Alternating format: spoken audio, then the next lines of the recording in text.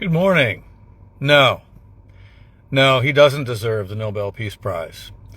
You don't self-nominate, and the requirements are quite clear. It prompted me to go look at what the requirements are to receive the Nobel Peace Prize. He doesn't qualify. He makes up his own rules. He always has, always does, and always will. That being said, I really hope everyone does their own research.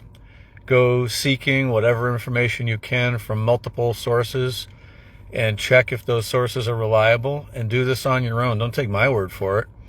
There is so much crap in the news and so much far left, far right nitpicking and fighting and bashing the other side, and the news isn't even neutral anymore. It's very hard to find a neutral, straight up, just here's the news and this is what we're reporting. You can find it, but a lot of the time it's still biased. So do yourself a favor, do the world a favor. Try not to share too many things without checking it.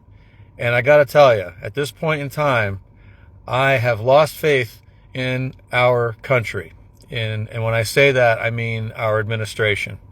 Our government elected officials are failing us. They have been failing us.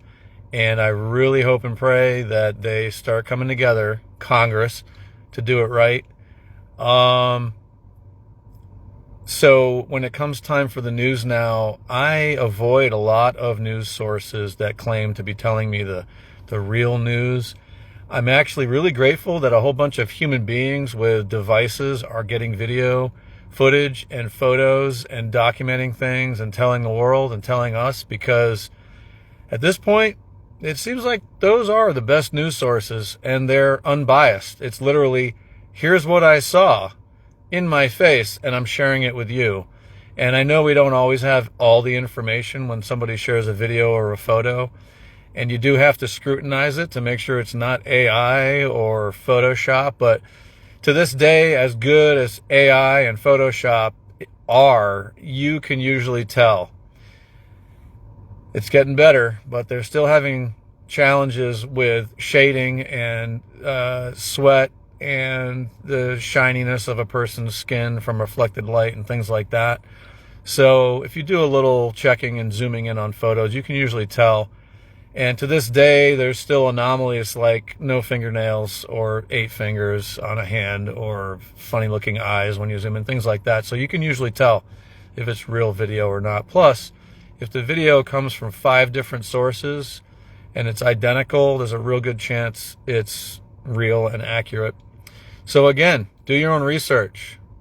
Later on tonight, I am going to do a reading and share it on all my platforms, all of my access to different social media platforms, because I think it's important. I'm going to do a reading of the Declaration of Independence, and I'm going to do a reading of our entire Constitution and amendments.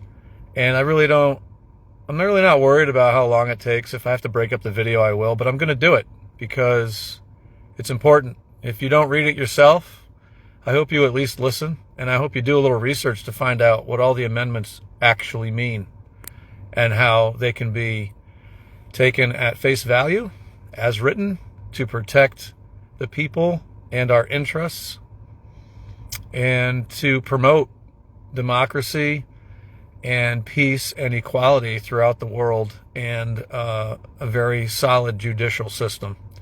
So stay strong, keep praying, keep fighting in whatever peaceful way you can.